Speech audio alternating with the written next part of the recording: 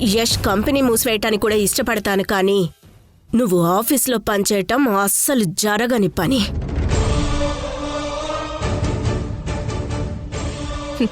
అనవసరంగా ఏదేదో మాట్లాడి మనసు పాడు చేసుకోకండి. మీరు ప్రశాంతంగా ఉండడం చాలా అవసరం. ఎందుకంటే ఈరోజు మీ ఇంట్లో మీ కళ్ళ ముందు చాలా విషయాలు జరుగుతాయి.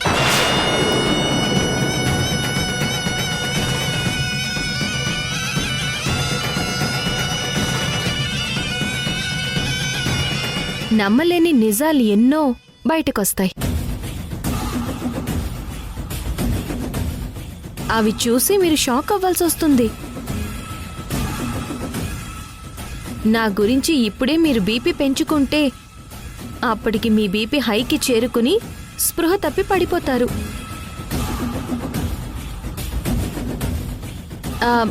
మధు, నేను చెప్పేది కరెక్టే కదా?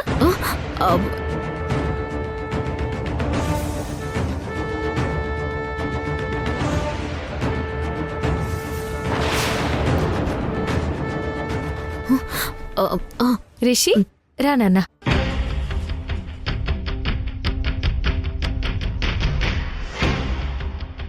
ఇదేంటి మధు, తిడితే బాధపడకుండా నవ్వుతూ వెళ్తుంది? నాకు హై బీపీ రావడం ఏంటి?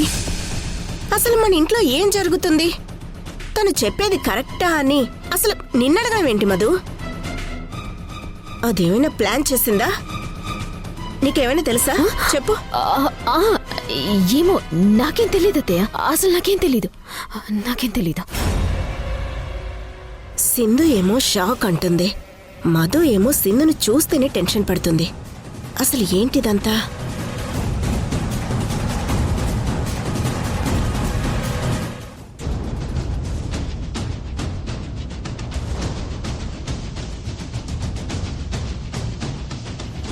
కేవలం నా అత్తింటిని, మా బావగారిని కాపాడుకోవాలనే ఇలా చేస్తున్నాను.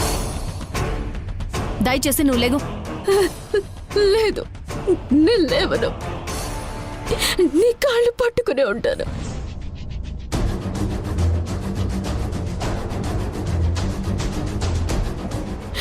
నువ్వు నా గురించి బయట పెట్టను అని నాకు మాట ఇచ్చేంత వరకు నేను ఇక్కడే ఉంటాను.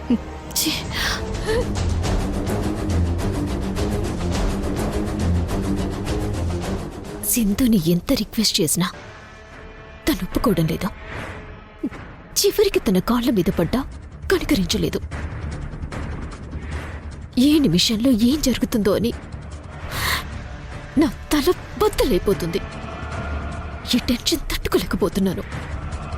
ఆ ప్రవీణ్ వచ్చి నా విషయం అంతా బయట పెట్టేస్తానంటున్నాడు. ఏం చేయాలి? ఎలా తప్పించుకోవాలి?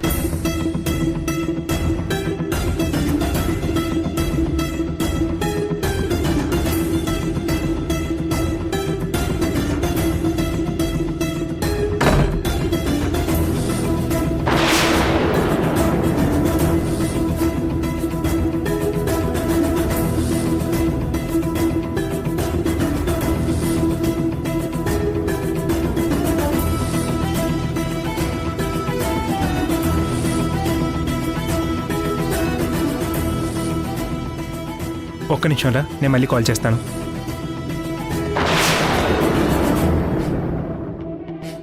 మధు రూమ్లోకి వెళ్ళి చాలాసేపు అయింది, ఇంకా రాలేదేంటి?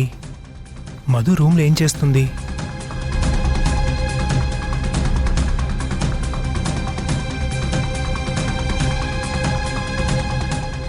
మధు, మధు, మధు, నిన్నే పిలుస్తుంది. నా మాట వినపడుతుందా? మధు, నిన్నే పిలుస్తుంది, తలుపు తీ. ఇదేంటి ఇంత గట్టిగా పిలుస్తున్నాను, ఉలుకు పలుకు లేదు? మధు, మధు, తలుపు తీ మధు. ఈ నలుగురు మధ్యలో ఏమైంది మధు? మధు,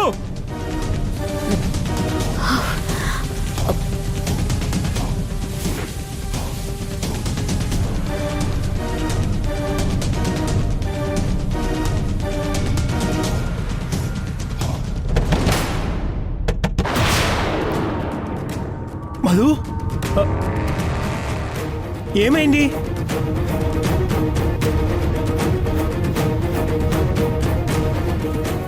ఏమైంది?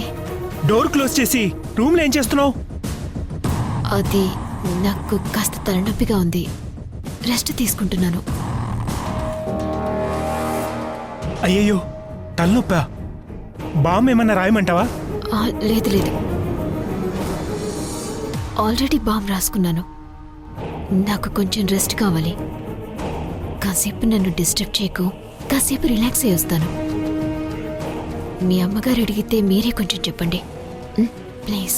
సరే మధు, నువ్వు హాయిగా రెస్ట్ తీసుకో, నేనేం డిస్టర్బ్ చేయనులే, సరేనా? నువ్వు పడుకో మధు.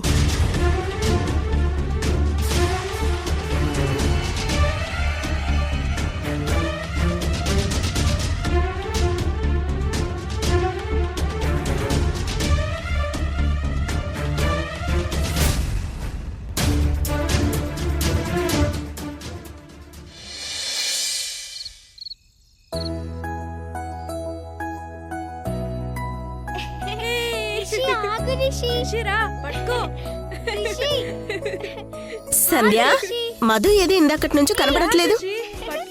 నాకు తెలియదావత. సరేరా, నేను చెప్తాను. తేజ, ఆ, ఏంటమ్మా? మధు ఎక్కర్రా? తలనొప్పిగా ఉందని రూమ్లో పడుకుందమ్మా. తను కూడా వచ్చి దీపాలు వెలిగించాలి కదా, రమ్మను. తలనొప్పి ఇంకా తగ్గినట్టు లేదమ్మా, లేదంటే ఈ పాటికి వచ్చేసేది కదా. మీరంతా వెలిగించండి, తను రాగానే మీతో పాటు జాయిన్ అవుతుంది. సర్లే.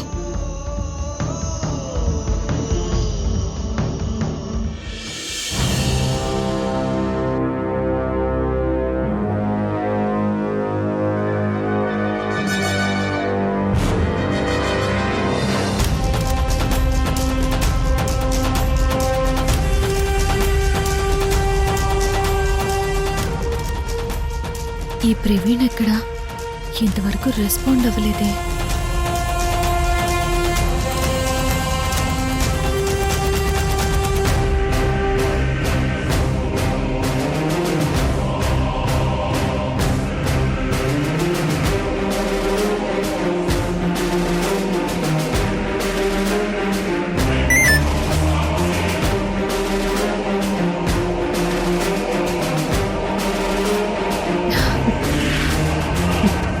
ఓకే, త్వరగా రా, చెప్తాను మధు నీ సంగతి.